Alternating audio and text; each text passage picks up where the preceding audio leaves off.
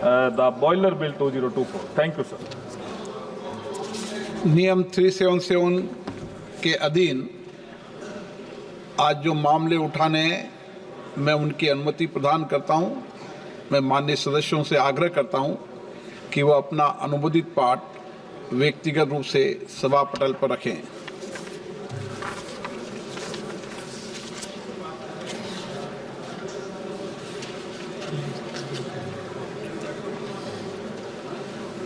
भारत के संविधान सभा द्वारा आज अंगीकार किए के 75 वर्ष पूर्ण होने के उपलक्ष्य में सदन एक व्यापक चर्चा संवाद के लिए यहाँ एकत्रित हुआ है।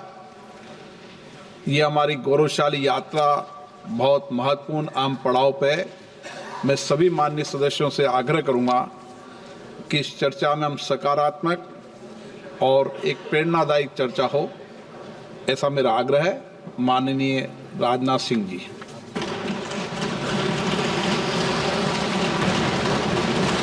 अध्यक्ष महोदय, सबसे पहले आज संसद पर हुए हमले की हम सभी जानते हैं बरसी है, तो मैं इस लोकतंत्र के मंदिर की रक्षा करने वाले अपने सारे शहीद सुरक्षा कर्मियों के प्रति अपनी हार्दिक श्रद्धांजलि अर्पित करता हूं, जिन्होंने की संसद की सुरक्षा में अपने प्राणों की आहुति दी है। अध्यक्ष महोदय, सबसे पहले मैं आपको धन्यवाद भी देना चाहता हूं कि आपने मुझे इस सदन में भारतीय संविधान के 75 वर्ष की यात्रा पूरी होने पर आयोजित इस चर्चा में भाग लेने का अवसर दिया है। हम सब सौभाग्यशाली हैं कि हम भारतीय संविधान के अमृत महोत्सव के अध्यक्ष महोदय हम साक्षी बन रहे हैं। अध्यक्ष महोदय, 75 वर्ष पहले संविधान सभा ने न्यूली इंडिपेंडेंट इंडिया के लिए संविधान निर्माण का महान कार्य संपन्न किया था। लगभग 3 वर्षों के रिगरस डिबेट एंड डेलिब्रेशन के परिणाम स्वरूप हमें हमारा संविधान मिला है।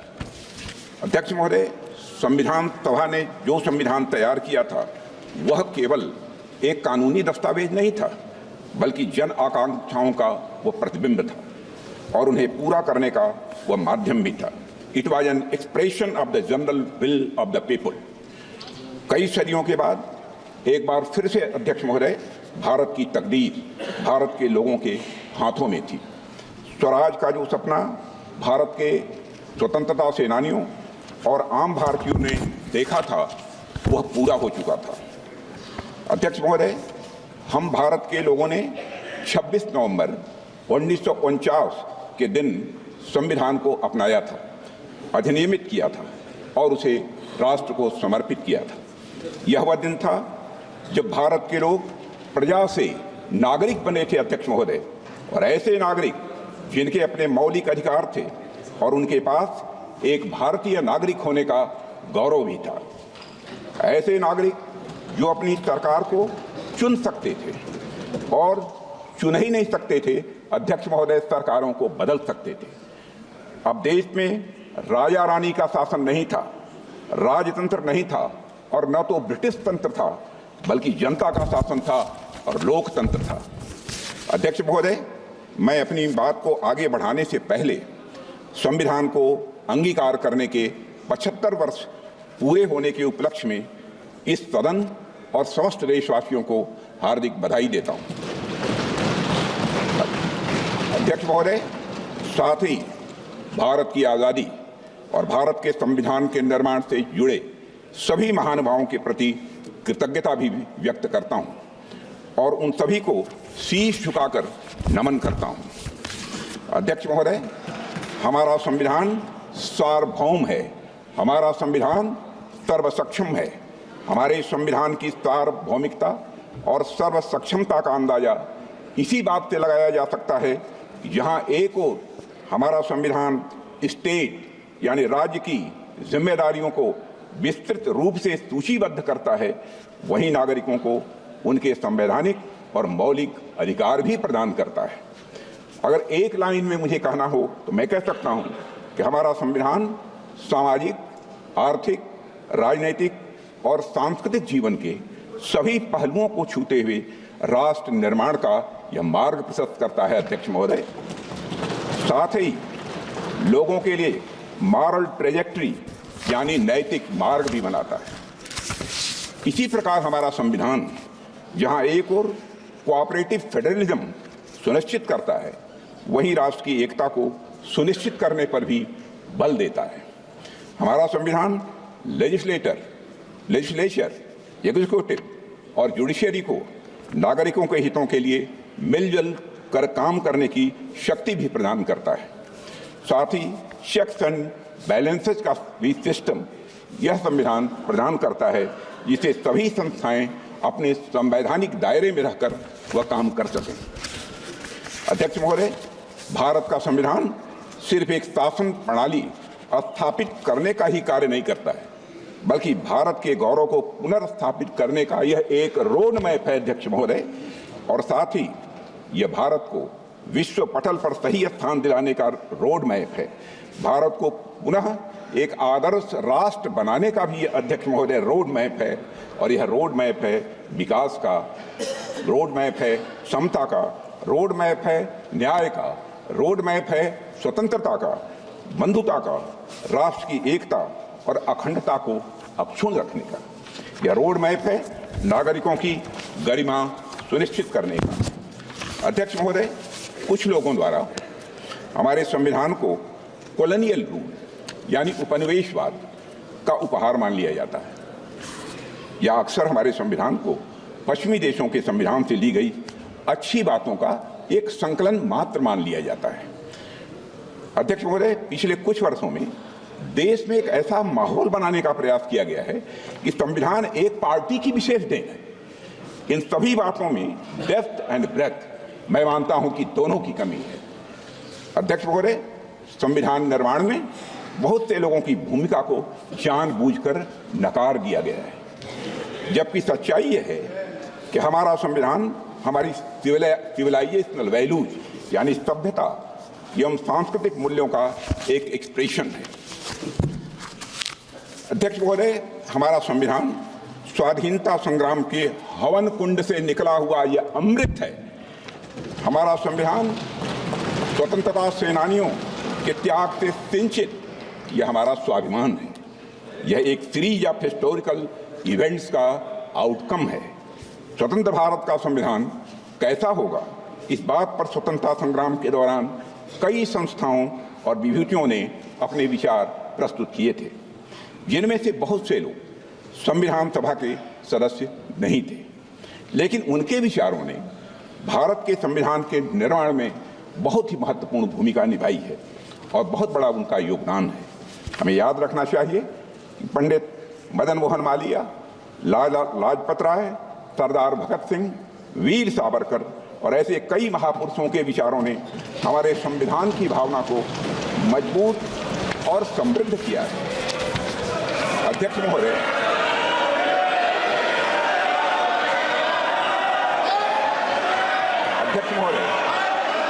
हमारी प्रेरणा स्रोत डॉक्टर श्यामा प्रसाद मुखर्जी का मानना था कि संविधान कलेक्टिव इफोर्ट और कंसेंसस का रिजल्ट होना चाहिए। मैं फिर से दोहराना चाहता हूं, हमारे प्रेरणा स्रोत डॉक्टर श्यामा प्रसाद मुखर्जी का यह मानना था कि संविधान कलेक्टिव इफोर्ट और कंसेंसस का रिजल्ट होना चाहिए। अध्यक्ष महोदय, हमारा संविधान इसी सामूहिक प्रयास और समझ का नतीजा। हमारे संविधान के लिखे जाने से 6 साल पहले यानी 1944 में लिखे गए constitution of the Hindustan free state नाम के दस्तावेज में कई बड़े नेताओं ने संविधान के बारे में अपने विचार दिए थे। इसमें सभी नागरिकों के लिए धार्मिक स्वतंत्रता सुनिश्चित करने की बात कही गई थी। इस बात का उल्लेख एक इमिनेंट ज्यूरिस्ट श्री अर्घसेन गुप्ता ने भी किया है। अध्यक्ष महोदय, उस दस्तावेज में प्रत्येक नागरिक को अपनी संस्कृति और भाषा की रक्षा करने का भी अधिकार दिया गया था। सरकार को रिलीजन के आधार पर भेदभाव करने से स्पष्ट रूप से प्रतिबंधित किया गया था। सार्वजनिक अनुदान प्राप्त करने वाले स्कूलों को रिलीजियस एजुकेशन देने की मनाही थी और यह भी स्पष्ट किया गया था कि कि स्टेट का कोई रिलीजन नहीं होगा, यानी वह सेकुलर होगा। और यह बात वे लोग कह रहे थे जिन्हें हमारे सामने बैठे कुछ लोगों के दल कांग्रेस के लोग कम्युनल कहा करते थे। यह बात उन लोगों ने कही थी। अध्यक्ष महोदय, constitution of the Hindustan free state से डॉक्टर श्यामा प्रसाद मुखर्जी बेहद प्रभावित थे। और अगर हम संविधान सभा की बहस को ध्यान से पढ़ें तो पता चलता है कि उन्होंने राष्ट्रीय एकता के लिए और अलगाववादी प्रवृत्तियों पर अंकुश लगाने के लिए एक मजबूत संघ यानी स्ट्रांग यूनियन की आवश्यकता पर विशेष बल दिया था और स्वतंत्रता और समानता के सिद्धांतों पर आधारित एक गणतांत्रिक संविधान की डॉक्टर श्यामा प्रसाद मुखर्जी ने वकालत भी की थी। हमारे वर्तमान संविधान में भी इन्हीं मूल्यों को अध्यक्ष महोदय प्राथमिकता दी गई है, मगर इस बात का कहीं उल्लेख नहीं मिलता है। एक पार्टी विशेष द्वारा संविधान निर्माण के कार्य को हाईजैक और एप्रोप्रिएट करने की कोशिश हमेशा से की गई है। अध्यक्ष महोदय, भारत में कॉन्स्टिट्यूशन मेकिंग से जुड़ी ये सब बातें लोगों से छिपाई गई हैं। इतिहास में जाने पर पता चलता है कि हमारे देश में इस बात पर व्यापक सहमत थी कि भारत का भविष्य किस तरह के कानून से निर्धारित हो। मैं आज यह स्पष्ट करना चाहता हूं अध्यक्ष महोदय कि हमारा संविधान किसी एक पार्टी की देन नहीं है।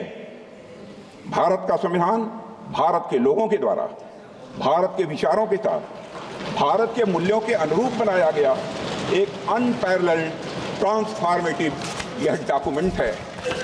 अध्यक्ष महोदय, पश्चिमी सभ्यता में राज्य की अवधारणा नाइट वॉचमैन स्टेट की थी। नाइट वॉचमैन स्टेट का कंसेप्ट विश्व प्रसिद्ध विचारक जॉन स्टुअर्ट मिल के द्वारा दिया गया था, जिसका अर्थ है कि सरकार का दायित्व लोगों की सुरक्षा प्रदान करने तक ही यह सीमित रहे। किंतु हमारे देश में राजधर्म की बात की गई है। अध्यक्षों, महाभारत के शांति पर्व में राजा को सिर्फ राजधर्म लागू करने की शक्ति दी गई है, पर वह राजा राजधर्म का स्रोत नहीं माना गया है। अध्यक्ष महोदय, हमारे यहाँ राजा भी राजधर्म से बंधा हुआ है। उसकी शक्तियां लोगों के कल्याण के लिए हैं, समाज के कमजोर वर्गों के रक्षा के लिए है। अध्यक्ष महोदय, हमारा संविधान कॉन्स्टिट्यूशनल मशीनरी के जरिए नागरिकों के कल्याण के लिए पूरी तरह से प्रतिबद्ध है। उनकी स्वतंत्रता सुनिश्चित करने के लिए भी यह प्रतिबद्ध है। हमारा संविधान नागरिकों के समग्र विकास के रास्ते में आने वाली सभी बाधाओं को हटाने तथा समुचित विकास के लिए अनुकूल परिस्थितियां पैदा करने के लिए राज्य को निर्देश देता है। संविधान के भाग 4 में दिए गए directive principles of state policy से यही भावना निकलकर सामने आती है। अध्यक्ष महोदय, मुझे इस बात का गर्व है, गर्व नहीं बल्कि मुझे गौरव की अनुभूति है कि प्रधानमंत्री नरेंद्र मोदी जी के नेतृत्व में हमारी सरकार सबका साथ, सबका विकास, सबका विश्वास और सबका प्रयास की भावना के साथ यह काम कर रही है। हमारी सरकार भारत के संविधान में निहित धर्म और भावना दोनों के अनुरूप काम कर रही है। अध्यक्ष महोदय, हमारा संविधान प्रोग्रेसिव है। हमारा संविधान प्रोग्रेसिव है, प्रगतिशील है, समावेशी है, परिवर्तनकारी है। हमारे संविधान ने हमें एक ऐसे समाज के निर्माण का ब्लूप्रिंट दिया है जिसमें हर समाज जो हर प्रकार से समाज में समरसता हो, सद्भाव हो और साथ ही समृद्धि भी हो। अध्यक्ष महोदय, जहां देश के शीर्ष पद को प्राप्त करने के लिए जन्म की पहचान मायने न रखती हो, यह है हमारा संविधान। जहां एक गरीब परिवार में जन्म लिया व्यक्ति भी प्रधानमंत्री बन सके, देश का और वह देश का राष्ट्रपति भी बन सके। संविधान क्रियान्वयन के कुछ वर्षों बाद ही संविधान की मूल भावना को ताक पर रख दिया गया था। अध्यक्ष महोदय, लेकिन हमारी सरकार ने संविधान के मूल्यों को खुले और सच्चे मन से स्वीकार किया है। मुझे खुशी है कि हमारी सरकार संविधान की मूल भावना को केंद्र में रखकर जनहित के मार्ग पर तेजी से आगे बढ़ रही है। हमने गुलामी की मानसिकता को समाप्त करके भारतीय न्याय संहिता, भारतीय नागरिक सुरक्षा संहिता और भारतीय साक्ष्य अधिनियम जैसे नए कानूनों को पारित किया है। अध्यक्ष महोदय, हमारी सरकार ने समाज के सभी वर्गों और विशेषकर कमजोर वर्गों के लोगों को समुचित विकास, उनके समुचित विकास को अपना यह लक्ष्य बनाया है।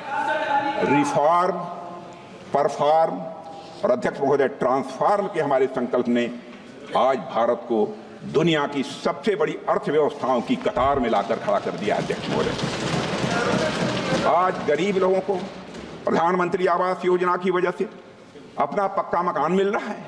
प्रधानमंत्री जन आरोग्य योजना के अंतर्गत गरीबों को मुफ्त इलाज मिल रहा है।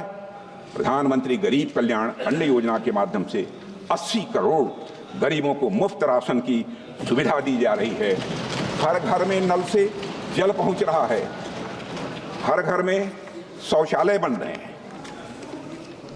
अध्यक्ष महोदय, हमारे देश में लगभग आधी आबादी महिलाओं की है।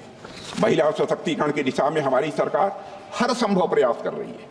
सामाजिक न्याय के संवैधानिक आदर्शों के अनुरूप विमेन डेवलपमेंट के साथ विमेन लेड डेवलपमेंट को सुनिश्चित करने के लिए हमने नारी शक्ति बंधन अधिनियम भी पास किया है और इससे राजनीतिक क्षेत्र की महिलाओं का प्रतिनिधित्व बढ़ेगा तथा उनका सशक्तिकरण भी यह सुनिश्चित होगा। इसी सोच के तहत अध्यक्ष महोदय, हमारी सरकार ने वर्ष 2018 में राष्ट्रीय पिछड़ा आयोग को संवैधानिक दर्जा दिया है। पहली बार आजाद भारत के इतिहास में आर्थिक रूप से कमजोर वर्गों की उन्नति के लिए साल 2019 में संविधान संशोधन किया गया है। इसके लिए हमने आर्थिक आधार पर 10% आरक्षण का अवसर प्रदान किया है इकोनॉमिकली बैकवर्ड क्लास के लिए। अध्यक्ष महोदय, समग्र और समावेशी विकास के ये सभी काम हमारे संवैधानिक मूल्यों और आदर्शों के यह जीवंत रूप हैं। हमारी सरकार ने न सिर्फ संविधान के मूल्यों को केंद्र में रखकर काम किया है, बल्कि संविधान को लेटर एंड स्पिरिट में बखूबी हमारी सरकार ने लागू किया है। अध्यक्ष महोदय, इस देश में एक ऐसा राज्य भी था जहां देश का संविधान लागू नहीं होता था। संसद के कानून भी पूरी तरह लागू नहीं होते थे। हमने वहां भी संविधान को पूरी तरह से लागू करके दिखाया है अध्यक्ष, और आज पूरा देश उस निर्णय का सकारात्मक परिणाम अपनी प्रत्यक्ष आंखों से देख रहा है। हाल में चुनाव संपन्न हुए हैं, रिकॉर्ड मतदान हुआ है अध्यक्ष महोदय, लंबे समय बाद हुआ है। एक भी हिंसा की घटनाएं मतदान के दौरान नहीं हुई है। अध्यक्ष महोदय, मैं वहां की जनता का अपनी तरफ से हार्दिक अभिनंदन करता हूं।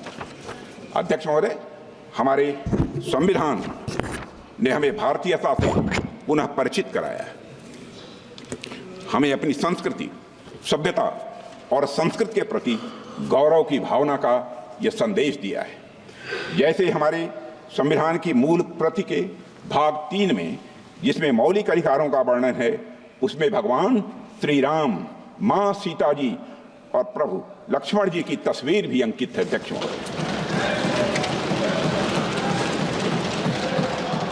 अध्यक्ष महोदय, संविधान की मूल प्रति के मुख पृष्ठ पर अजंता गुफाओं की पेंटिंग्स की छाप मिलती है और अध्यक्ष महोदय, साथ ही कमल का फूल भी अंकित है।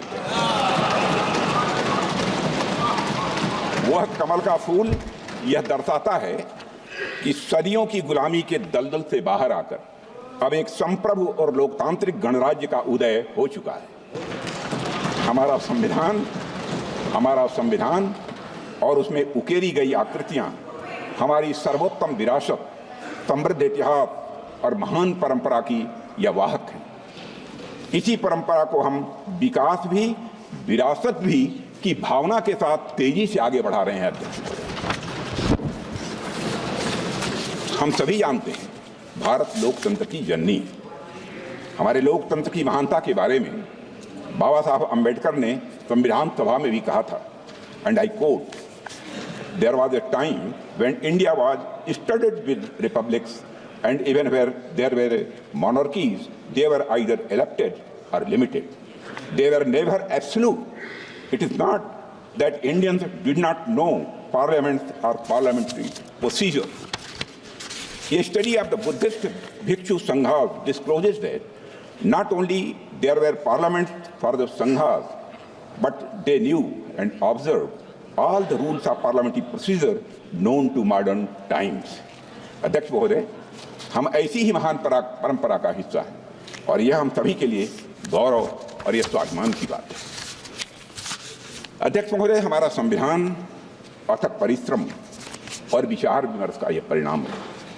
इसके निर्माण में शामिल सभी महानुभाव महान देशभक्त डॉक्टर B.R. अम्बेडकर, श्री अल्लादी कृष्ण स्वामी अय्यर, श्री K.M. मुंशी, सुश्री गोपाल स्वामी अयंगर, श्री पंडित जवाहरलाल नेहरू, सरदार वल्लभ भाई पटेल, डॉक्टर राजेंद्र प्रसाद। जो मैं बोल रहा हूँ वो सच्चाई है। डॉक्टर राजेंद्र प्रसाद और डॉक्टर श्यामा प्रसाद मुखर्जी जैसे नेताओं ने हमारे संविधान के निर्माण में अपनी महत्वपूर्ण भूमिका निभाई है और अपना महत्वपूर्ण योगदान दिया है। H.B. Kamat, P.S. Deshmukh, R.K. सिरवा, शिवबनलाल सक्सेना, ठाकुरदास भार्गव, K.T. शाह और हृदयनाथ कुंजरू आदि जैसी महान विभूतियों ने अपने अनुभव और ज्ञान से हमारे संविधान को समृद्ध किया है। ड्राफ्टिंग कमेटी के सलाहकार B.N. राव और इसके मुख्य मसौदाकार S.N. मुखर्जी अपने असाधारण योगदान के लिए आज भी याद किए जाते हैं। अध्यक्ष महोदय, अमूमन जब भी संविधान की बात की जाती है तो हम फाउंडिंग फादर्स की बात तो करते हैं, लेकिन फाउंडिंग मदर्स की बात नहीं करते। लेकिन आज मैं भारतीय गणतंत्र की उन फाउंडिंग मदर्स को भी अपनी श्रद्धांजलि अर्पित करना चाहता हूं, जिनका संविधान निर्माण में बहुत ही महत्वपूर्ण योगदान रहा है और जितना कि हमारे फाउंडिंग फादर्स का रहा है। यहां मैं एक ऐसी पुस्तक का उल्लेख करना चाहता हूं अध्यक्ष महोदय, जो संविधान सभा की उन महिला सदस्यों की भूमिका का वर्णन करती है जिनके योगदान का इतिहास द्वारा उचित मूल्यांकन नहीं किया गया था। Founding mothers of the Indian republic पुस्तक का नाम है founding mothers of the Indian republic, gender politics of the framing of the constitution नामक यह किताब संविधान की महिला सदस्यों का जीवन चित्रण करते हुए संविधान के निर्माण में उनके योगदान पर विस्तृत प्रकाश डालती है। जब 24 जनवरी 1950 को भारतीय संविधान पर अध्यक्ष महोदय जनप्रतिनिधियों द्वारा हस्ताक्षर किए गए, तो उस दस्तावेज पर हस्ताक्षर करने वालों में 11 महिलाएं भी शामिल थीं। उनके नामों का यहाँ पर मैं उल्लेख करना चाहूँगा और मैं मानता हूँ कि उल्लेख करना इस संसद के समक्ष आवश्यक भी है। जी दुर्गाबाई, अम्मू स्वामीनाथन, अमृत कौर, दक्षिणायनी वेलायुधन, हंस मेहता, रेणुका रे, सुचिता कृपलानी, पूर्णिमा बनर्जी, बेगम कुरैशिया, एजाज रसूल, कमला चौधरी और एनी मैस्करीन। अध्यक्ष महोदय, मैं समझता हूं कि सदन और देश के द्वारा अपनी संविधान सभा की इन महान महिलाओं को हर्ष ध्वनि के साथ उनकी सामूहिक सराहना की जानी चाहिए।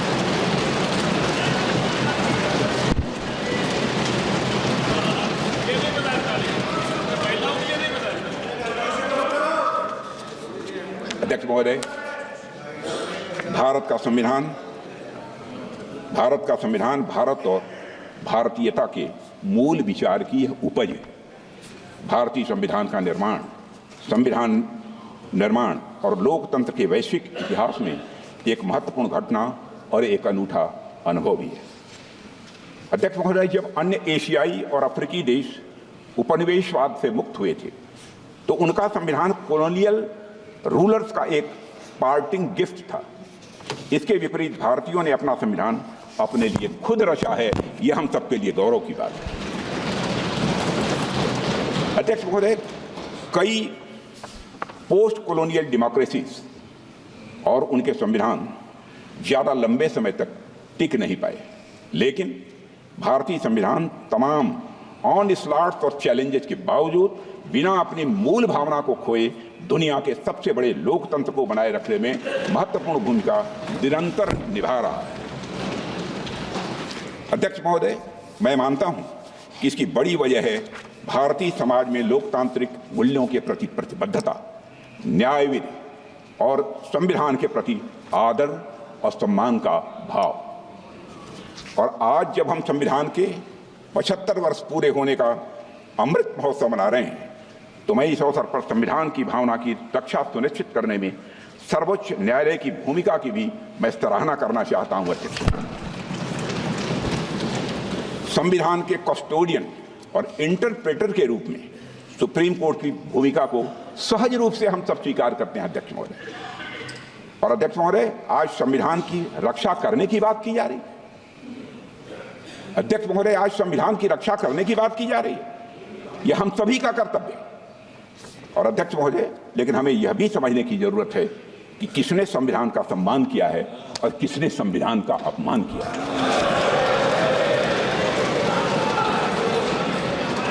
अध्यक्ष महोदय, इसी संदर्भ में मैं सुप्रीम कोर्ट के पूर्व जस्टिस यशआर खन्ना की आत्मकथा नाइदर रोजेस नॉर थॉर्न्स नामक किताब से एक पंक्ति उद्धृत करना चाहता हूं, जिसमें उन्होंने साफ साफ लिखा है, and I would like to quote, I told my younger sister Santosh, I told my younger sister Santosh, I have prepared a judgment which is going to cost me the Chief Justiceship of India, unquote. 1976 की में घटना घटी, मैं 1976 में घटी। इसी घटना और इन लाइनों का संदर्भ आप में से अधिकांश लोग जानते होंगे। जस्टिस यशआर खन्ना ने ADM Jabalpur versus Shivkant Shukla case में तब की कांग्रेस सरकार के खिलाफ डिसेंटिंग जजमेंट दिया था।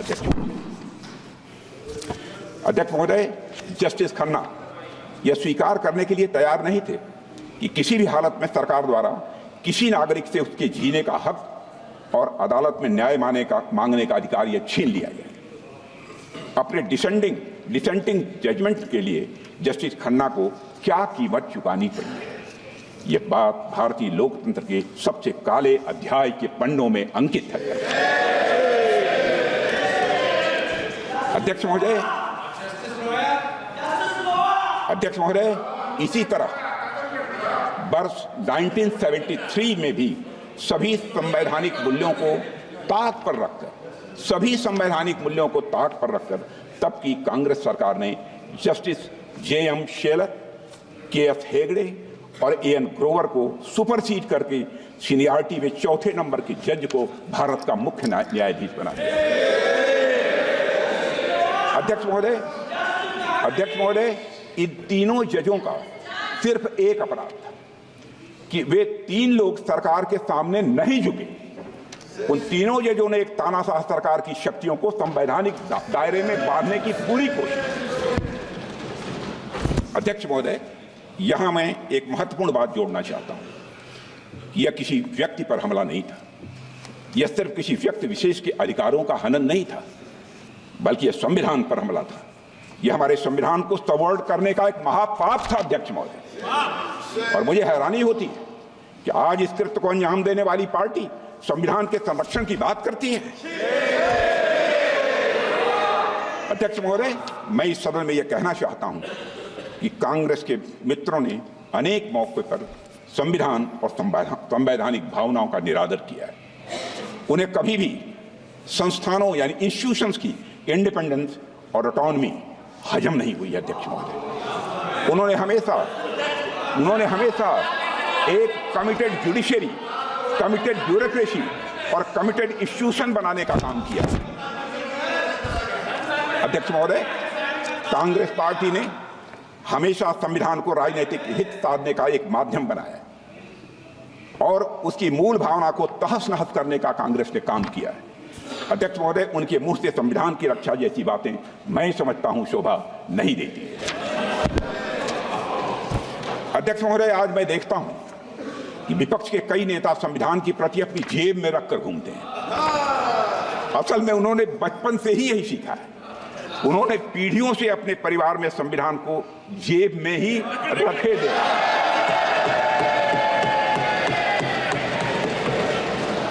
लेकिन अध्यक्ष महोदय, भारतीय जनता पार्टी संविधान को सिर माथे पर लगाती है।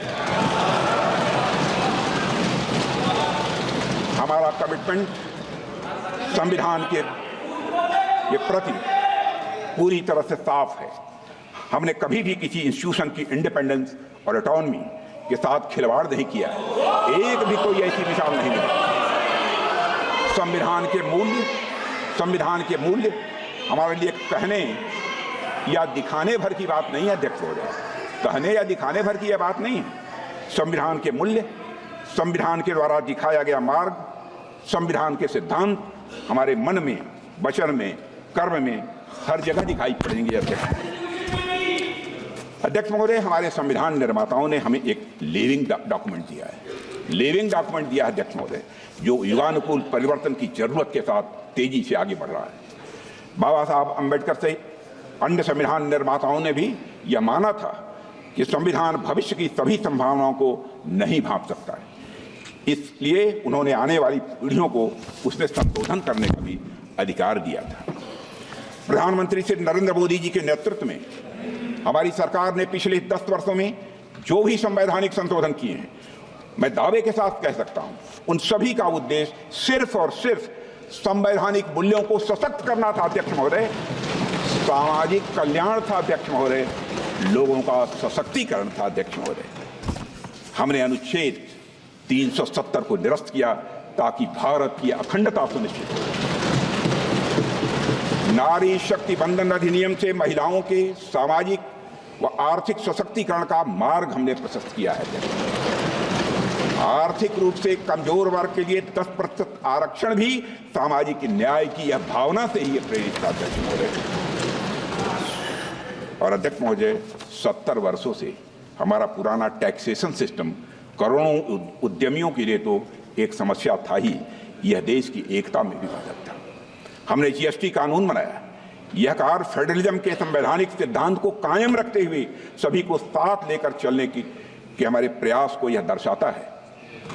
अब जीएसटी काउंसिल में राज्यों की सहमति से अध्यक्ष महोदय, जीएसटी काउंसिल में राज्यों की सहमति से टैक्स दरें निर्धारित की जाती हैं।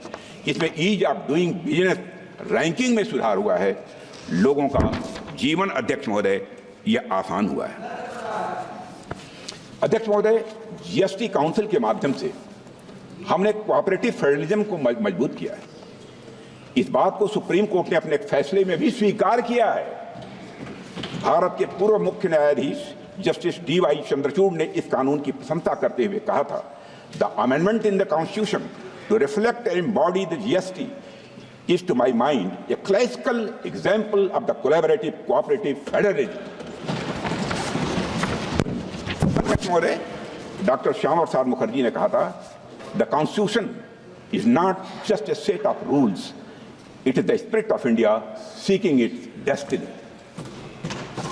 मुझे कहते हुए हर्ष अध्यक्ष महोदय, भारतीय जनता पार्टी ने हमेशा बाबा साहब भीमराव अंबेडकर और संविधान सभा की भावनाओं के प्रति पूरी तरह से निष्ठा रखते हुए संविधान को एक गाइडिंग प्रिंसिपल मानकर काम किया है। अध्यक्ष महोदय, कांग्रेस की तरह हमने संविधान को कभी राजनीतिक हित साधने का जरिया नहीं बनाया है। मैं दावे के साथ इस बात को कह सकता हूं। हमने संविधान को जिया है। हमने सजग और सच्चे सिपाही की तरह संविधान के खिलाफ की जा रही साजिशों का सामना किया अध्यक्ष, और उसकी रक्षा के लिए बड़े से बड़े कष्ट भी हमने उठाए। 2003 में जब श्रद्धेय अटल बिहारी वाजपेयी जी प्रधानमंत्री थे, तब हमने सुशासन को मजबूत करने के लिए 91वें संशोधन में मिनिमम गवर्नमेंट और मैक्सिमम गवर्नेंस की भावना से मंत्रिपरिषद के आकार को सीमित कर दिया था। इस संशोधन ने दल विरोधी कानून के तहत जरूरी बदलाव भी किए थे ताकि भ्रष्टाचार पर लगाम लगाई जा सके और राजनीतिक स्थिरता को बढ़ावा मिले। अध्यक्ष महोदय, आप आजाद भारत का इतिहास देख लीजिए। कांग्रेस ने सिर्फ संविधान संशोधन ही नहीं किया है, बल्कि मेरा आरोप है दुर्भावना के साथ साथ धीरे धीरे संविधान को बदलने का प्रयास किया। पंडित जवाहरलाल जी नेहरू जब प्रधानमंत्री थे, तो लगभग 17 बार संविधान में बदलाव किया गया। श्रीमती इंदिरा गांधी जी के समय पर लगभग 28 बार संविधान में बदलाव किया गया। श्री राजीव गांधी के समय पर लगभग 10 बार संविधान में बदलाव किया गया। मनमोहन सिंह जी के समय लगभग 7 बार संविधान में बदलाव किया गया। कांग्रेस सरकारों द्वारा किए गए अधिकांश संवैधानिक संशोधन या तो विरोधियों और आलोचकों को चुप कराने के लिए किए गए या तो गलत नीतियों को लागू करने के लिए किए गए। अध्यक्ष महोदय, आप पहले संविधान संशोधन को ही ले लीजिए। आप पहले संविधान संशोधन को ही ले लीजिए। साल 1950 में प्रेस में कांग्रेस सरकार की गलत नीतियों की आलोचना हो रही थी। हमारे प्रेस के मित्र भी सुन रहे होंगे। ऐसे में तब की कांग्रेस की सरकार ने आरएसएस के साप्ताहिक प्रकाशन ऑर्गेनाइजर और मद्रास से निकलने वाली पत्रिका क्रॉस रोड्स को प्रतिबंधित कर दिया था। और इसका विरोध करते हुए ऑर्गेनाइजर के संपादक श्री के.आर. मलकानी ने लिखा था, I would like to quote, to threaten the liberty of the press, for the sole offense of the non-conformity to official view may be a handy tool for tyrants, but only a crippling curtailment of the civil liberty in a free democracy. A government can always learn more bona fide criticism of the independent thinking citizens than the fulsome flattery of the sultans. sultans का मतलब चापलूस होता है। अखिल अध्यक्ष महोदय, मलकानी जी और RSS ने, राष्ट्रीय स्वयंसेवक संघ ने सरकार के आदेश को सुप्रीम कोर्ट में चुनौती दी और सुप्रीम कोर्ट ने सेंसरशिप आदेश को रद्द कर दिया और सरकार के निर्णय को असंवैधानिक घोषित कर दिया था। अध्यक्ष महोदय, आज संविधान का लाभ अलापने वाली कांग्रेस पार्टी ने सुप्रीम कोर्ट के आदेश का सम्मान करने की जगह मई 1951 में ही संवैधानिक संशोधन करके नागरिकों के freedom of speech and expression को कुचल दिया था। देश में पहला आम चुनाव भी नहीं हुआ था, कांग्रेस के पास कोई जनादेश भी नहीं था, लेकिन हड़बड़ी में पहला संविधान संशोधन कर दिया गया जिससे आलोचकों को चुप किया जा सके और अभिव्यक्ति की आजादी को कुचला जा सके। अध्यक्ष महोदय, हम सभी जानते हैं कि संविधान निर्माण में बाबा साहब अम्बेडकर की अग्रणी भूमिका थी, लेकिन बहुत कम लोग यह जानते हैं कि संविधान लागू होने के बाद कांग्रेस सरकार द्वारा मौलिक अधिकारों को कमजोर करने के प्रयासों के खिलाफ बाबा साहब हमेशा लड़ते रहे। जब कांग्रेस सरकार ने 1954 में संविधान में चौथा संशोधन लाकर मौलिक अधिकारों को कमजोर करने की कोशिश की तो बाबा साहब अम्बेडकर ने इसके खिलाफ कहा था। I would like to quote, I am sorry to say that this attitude of treating the fundamental rights with contempt as though they were no consequence, that they could be trodden upon at any time with the convenience of the majority or the wishes of the party chief, is an attitude that may easily lead to some dangerous consequences in the future. And I feel very sorry that even a matter of this sort, namely the infringement of or the deviation from fundamental rights, is being treated by the party in power as though it was a matter of no moment at all. Unquote. अध्यक्ष महोदय, कांग्रेस और उसके नेताओं के द्वारा नागरिकों के मौलिक अधिकारों को कुचलने की जिस एटीट्यूड की बात बाबा साहब ने की थी, कांग्रेस ने उसी एटीट्यूड को सत्ता में होने के दौरान बार बार दोहराया है। मैं कांग्रेस सरकार द्वारा किए गए कुछ संवैधानिक संशोधनों का यहाँ पर मैं उल्लेख करना चाहता हूँ, जिनके द्वारा संविधान और उसमें निहित भावना को ही नष्ट करने की कोशिश की गई।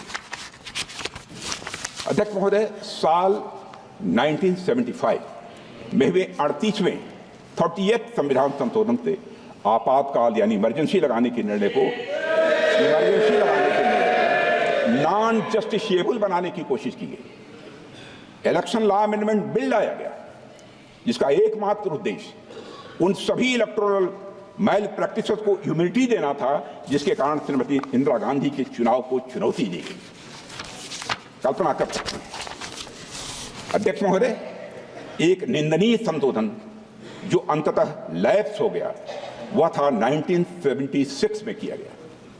41वां संविधान संशोधन विधेयक। इस संशोधन का उद्देश्य, मैं सदन का ध्यान आकर्षित करना चाहता हूं अध्यक्ष महोदय, इस संशोधन का उद्देश्य प्रधानमंत्री, राज्यपाल और राष्ट्रपति को पद ग्रहण करने से पहले उनके कार्यकाल के दौरान किए गए सभी कार्यों के लिए आपराधिक जो है मुकदमों से इम्यूनिटी प्रदान करना था। चाहे जो भी अपराध किए सब क्षम्य थे। अध्यक्ष महोदय, इसका मतलब यह था सबसे जघन्य अपराध करने वाला व्यक्ति भी अगर एक दिन के लिए भी संवैधानिक पद पर बैठ जाए तो उसके सभी अपराध माफ। कैसे देश माफ कर सकता है? अध्यक्ष महोदय, संवैधानिक शक्तियों का दुरुपयोग यही नहीं रुका। 28 अगस्त 1976 को 42वां संविधान संशोधन पेश किया गया था, जिसमें प्रोविजंस थे कि किसी भी कानून की संवैधानिकता केवल 7 न्यायाधीशों द्वारा ही तय की जा सकती है और किसी भी कानून को केवल 2/3 बहुमत से ही रद्द किया जा सकता है। अध्यक्ष महोदय, क्षमा कीजिए, क्या यह सब एक तानाशाह द्वारा अपने निजी स्वार्थ के लिए संविधान को विकृत करने का यह भरसक प्रयास नहीं था? अध्यक्ष महोदय, बेसिक स्ट्रक्चर के सिद्धांत को नकारने के लिए 42वें संविधान संशोधन के द्वारा यह प्राविधान किया गया था कि आर्टिकल 368 के तहत किया गया प्रत्येक संवैधानिक संशोधन यह वैध होगा।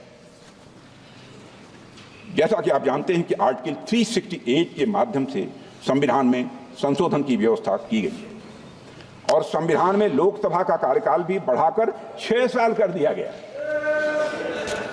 अध्यक्ष महोदय, क्या यह पूरे संविधान को एक तानाशाह के उद्देश्यों की पूर्ति का एक माध्यम मात्र बनाने का यह षड्यंत्र नहीं था?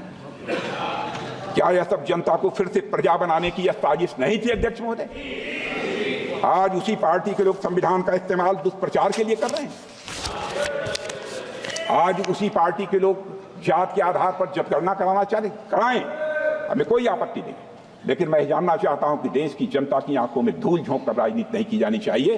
राजनीति करनी है तो जनता की आंखों में आंख डालकर राजनीति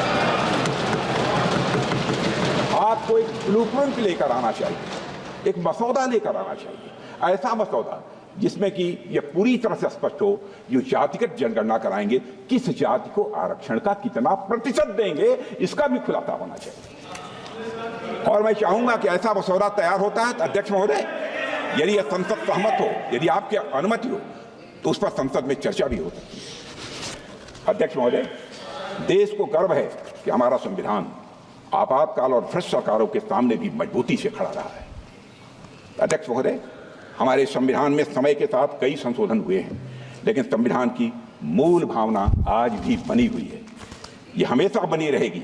और अध्यक्ष महोदय, कांग्रेस चाहे जितनी भी कोशिश कर ले, लेकिन हम कभी भी संविधान के मूल चरित्र को बदलने नहीं देंगे।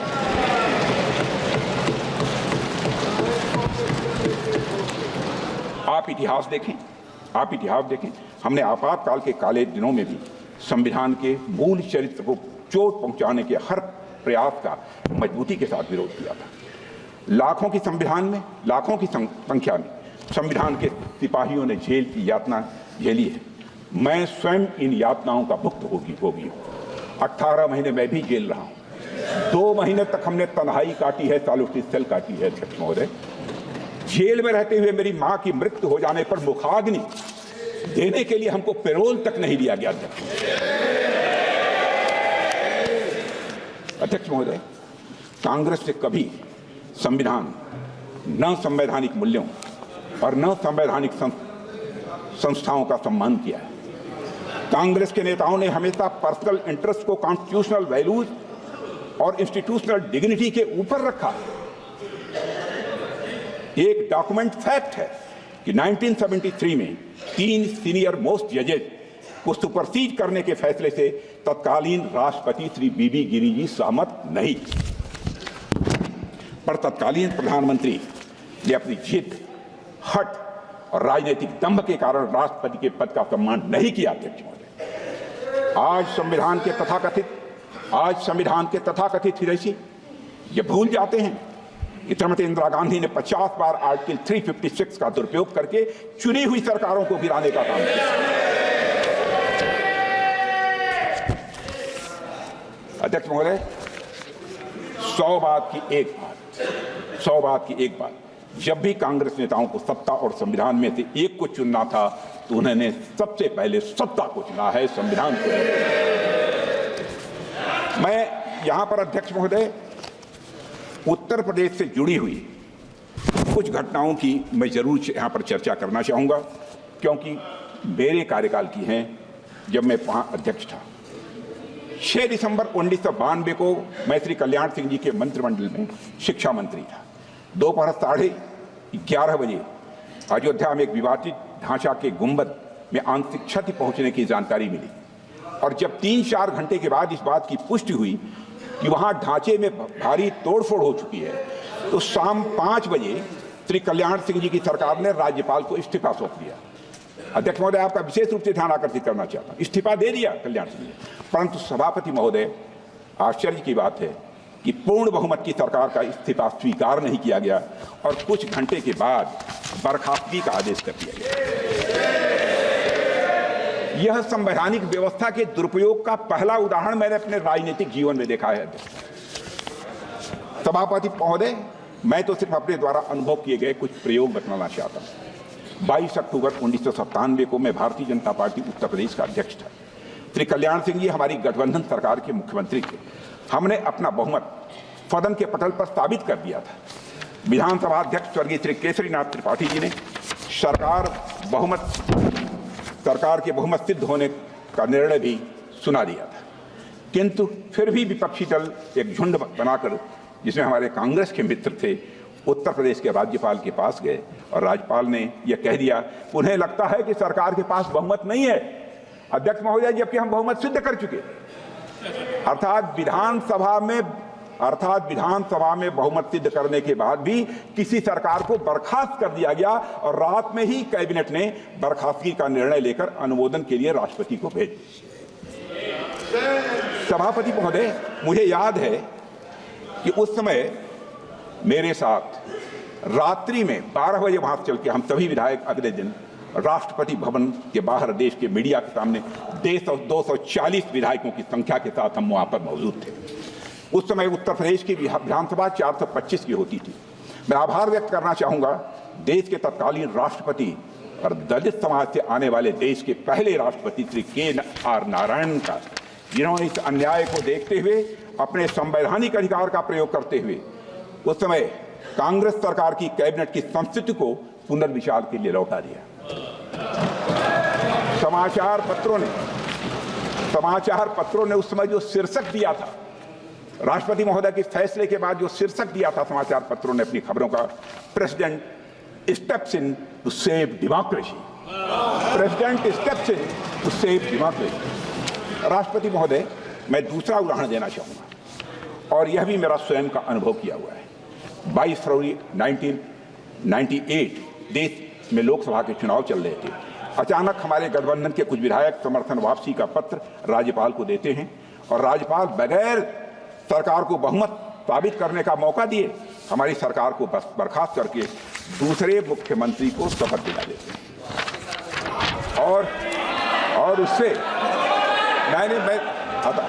और उससे अब क्या करें, क्या वो एक डिसिप्लिन सोल्जर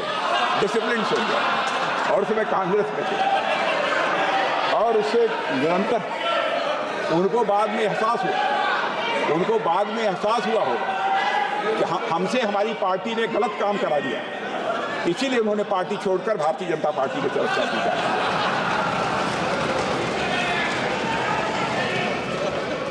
तब अध्यक्ष महोदय, और उससे तुरंत बहुमत साबित करने के लिए भी नहीं कहते। तब इलाहाबाद हाईकोर्ट ने, अध्यक्ष महोदय आपका ध्यान आकर्षित करना, तब इलाहाबाद हाईकोर्ट ने भारत के संवैधानिक इतिहास का एक अभूतपूर्व निर्णय दिया कि 24 घंटे में शक्ति परीक्षण होगा और सदन में 2 मुख्यमंत्री रहेंगे। आपने ऐसा कभी सुना नहीं होगा, और जो बहुमत पाएगा वही मुख्यमंत्री माना जाएगा। सभापति महोदय, ये दोनों घटनाएं भारत के संवैधानिक इतिहास की यात्रा में एक काला अध्याय जरूर हैं, परंतु संविधान कैसे लोकतंत्र को बचा सकता है उस दृष्टि से ये अंधेरे में प्रकाश स्तंभ की तरह है। हम सबसे बड़े दल के रूप में उभरे। हम और जदयू चुनाव पूर्व सबसे बड़े गठबंधन थे। इसके बावजूद हमारे पास बहुमत था, परंतु हमें सरकार बनाने नहीं दी जा रही थी। जब मामला सर्वोच्च न्यायालय में गया तो पहली बार झारखंड के तत्कालीन राज्यपाल और तत्कालीन केंद्र सरकार पर तल्ख टिप्पणी करते हुए सर्वोच्च न्यायालय ने फ्रॉड ऑन कॉन्स्टिट्यूशन जैसी बात कही थी। यह झारखंड की घटना है जिसका मैं यहाँ पर उल्लेख करना चाहता हूँ। उसके विस्तार में मैं अध्यक्ष महोदय नहीं गया। अध्यक्ष महोदय, मैं भारत के संसदीय और संवैधानिक इतिहास में यदि मील के पत्थर गिनाना चाहूँ तो 1995 में जब जनेवा में, मैं प्रतिपक्ष का ध्यान विशेष रूप से अध्यक्ष महोदय आपके माध्यम से आकर्षित करना चाहता हूं। 1995 में जब जनेवा में संयुक्त राष्ट्र संघ में पाकिस्तान कश्मीर को लेकर भारत के खिलाफ प्रस्ताव ला रहा था, उस समय कांग्रेस की तत्कालीन सरकार से कश्मीर मुद्दे पर घनघोर विरोध के बावजूद तत्कालीन नेता प्रतिपक्ष हम सबके श्रद्धेय अटल बिहारी वाजपेयी, जो भारतीय प्रतिनिधिमंडल का नेतृत्व करते हुए नरसिम्हा राव सरकार का पक्ष प्रस्तुत करने के लिए जनेवा गए और विदेश की धरती पर सारा श्रेय नरसिम्हा राव जी की सरकार को दिया था, हमारे लीडर अपोजिशन श्रद्धेय अटल बिहारी वाजपेयी। और भारत की धरती पर आकर फिर भारत वहां विदेश में तो जाकर उन्होंने सरकार का, केंद्रीय सरकार का समर्थन किया था, लेकिन भारत की धरती पर आकर उन्होंने सरकार का फिर से मुखर विरोध किया। सभापति महोदय, आज जब मैं देखता हूं कि हमारे कई नेता विदेश की धरती पर जाकर भारत के बारे में न जाने क्या क्या कहते हैं,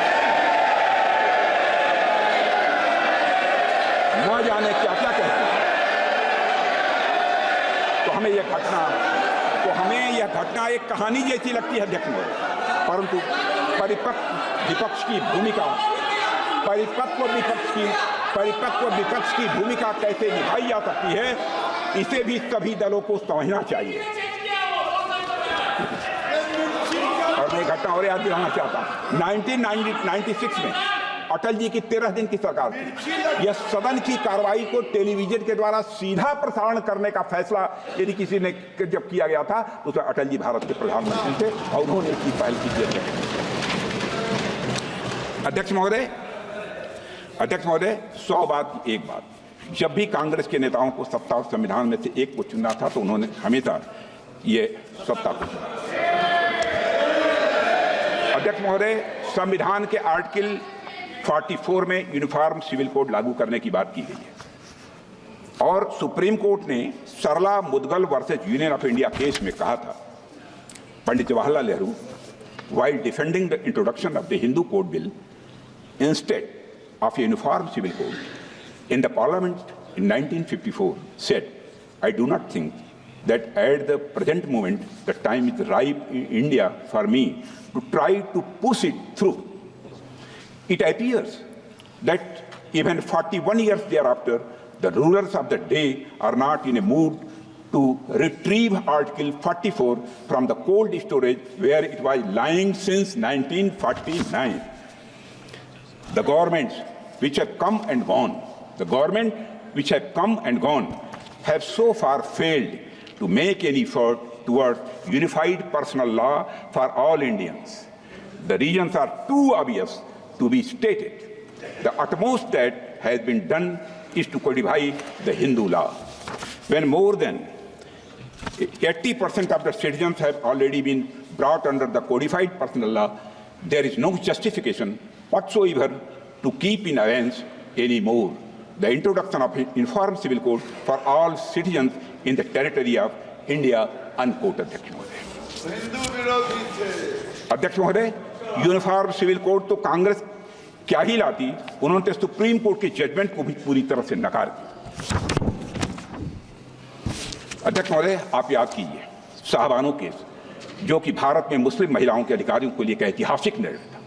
मैं उसे ऐतिहासिक कहना चाहता हूं अध्यक्ष महोदय। इस मामले में सुप्रीम कोर्ट ने तलाकशुदा महिला शाहबानों के पक्ष में फैसला सुनाया था और इस फैसले के जरिए सुप्रीम कोर्ट ने यह कहा था कि मुस्लिम महिलाएं भी गुजारा भत्ता पाने की वह हकदार हैं, यह कहा था।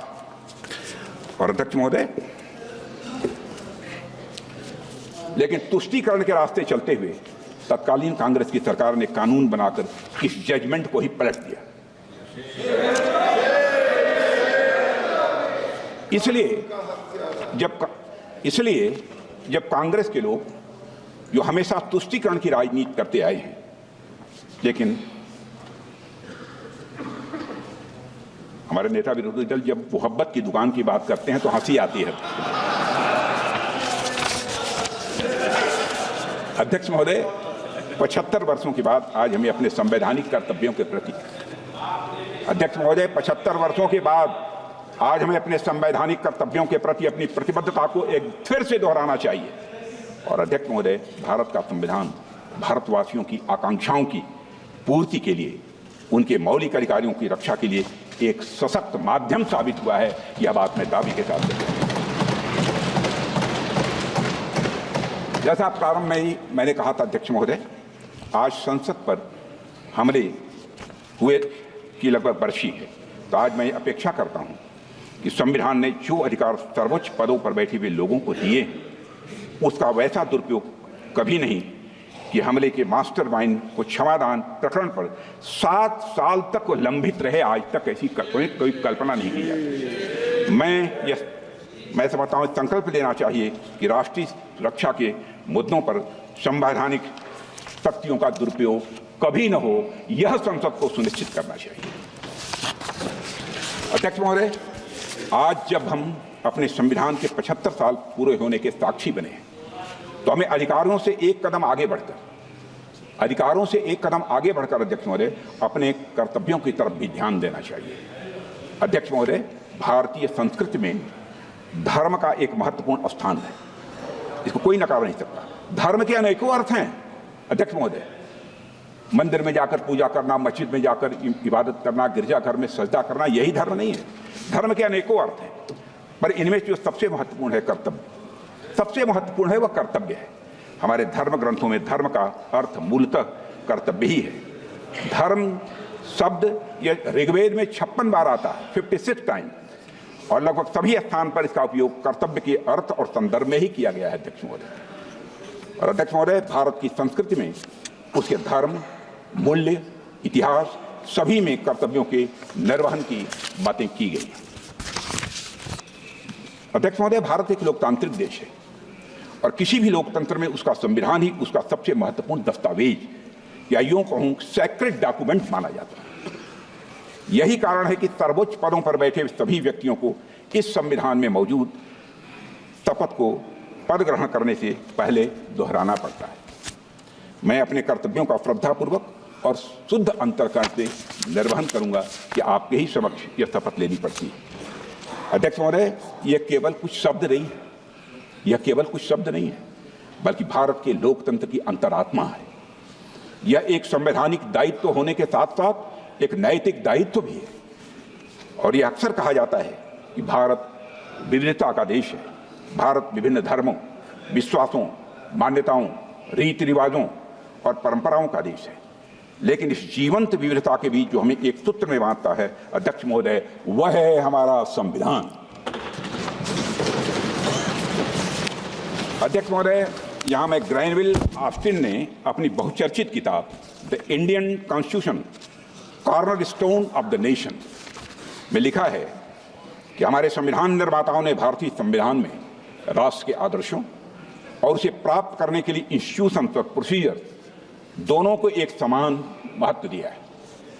जिन आदर्शों को उन्होंने सबसे अधिक महत्व दिया वे हैं राष्ट्रीय एकता, अखंडता, लोकतांत्रिक और समतामूलक समाज।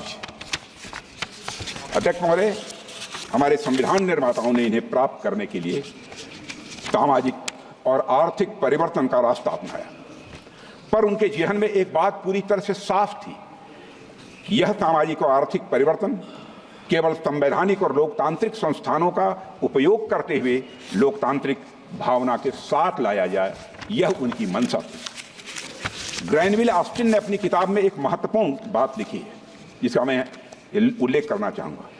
वो बात यह थी कि संविधान निर्माताओं को यह विश्वास था कि सामाजिक एकता, सामाजिक क्रांति और लोकतंत्र को अलग अलग हासिल नहीं किया जा सकता है, बल्कि यह एक सीमलेस वेब के 3 अलग अलग स्ट्रैंड हैं।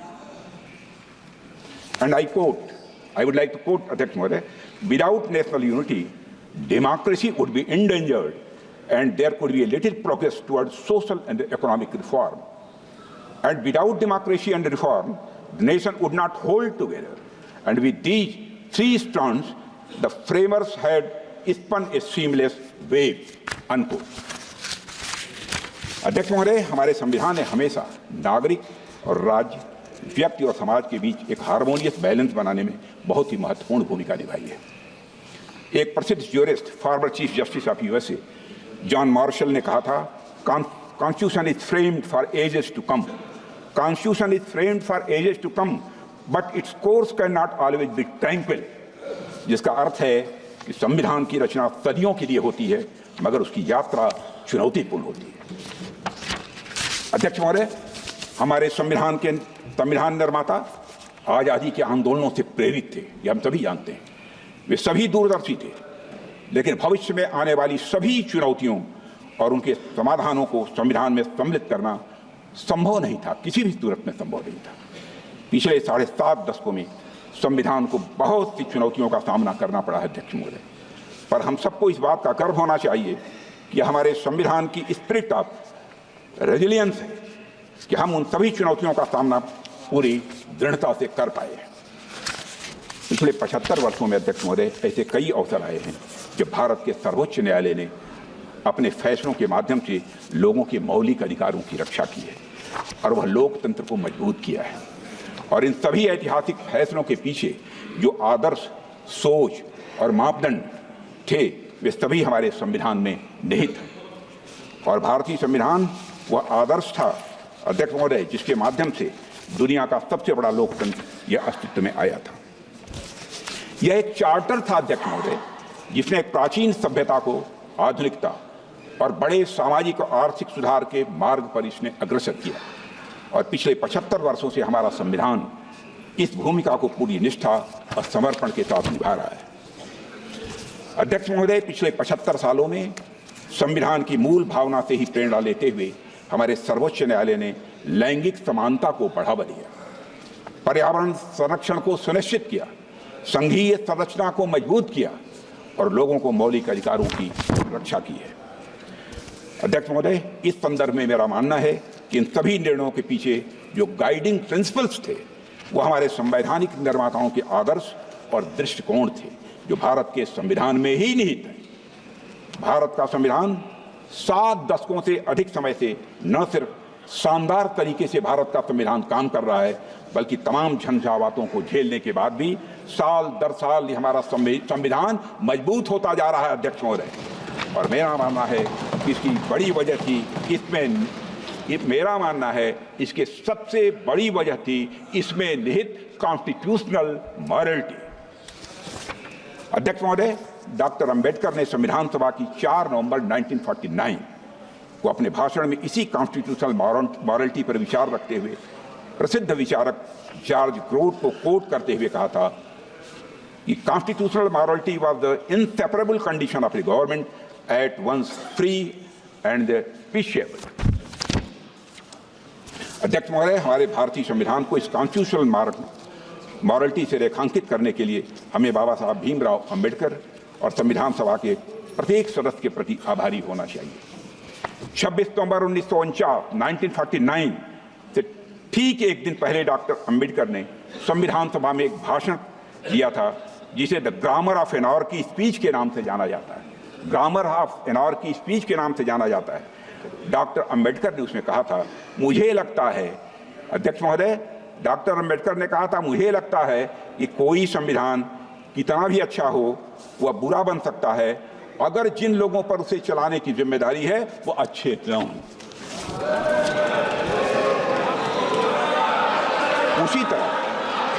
उसी तरह कोई संविधान कितना भी बुरा हो वह अच्छा साबित हो सकता है अगर उसे चलाने वाले लोगों की भूमिका सकारात्मक हो।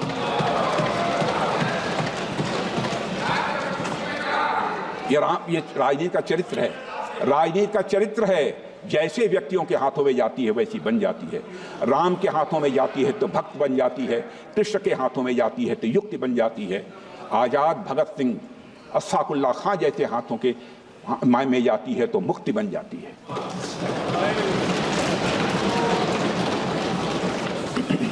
अंत में बाबा साहब अम्बेडकर द्वारा कही गई अध्यक्ष महोदय एक बहुत ही महत्वपूर्ण बात मैं आप सभी के बीच रखना चाहता हूं।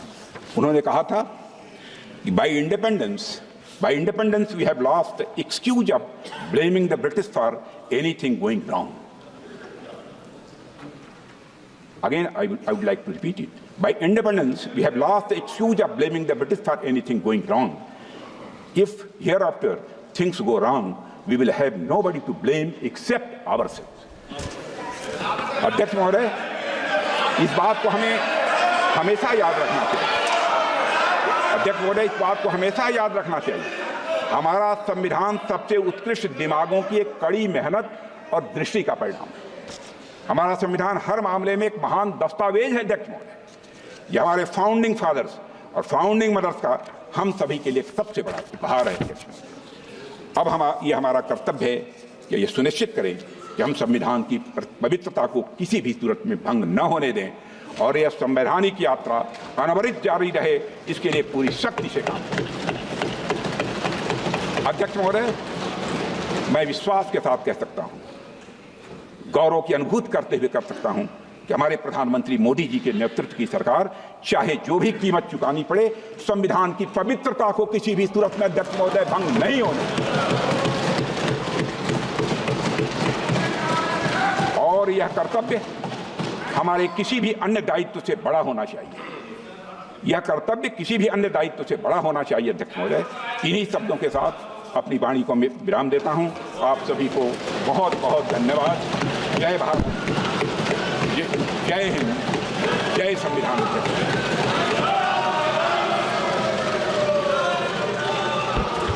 श्रीमती प्रियंका गांधी वाड्रा।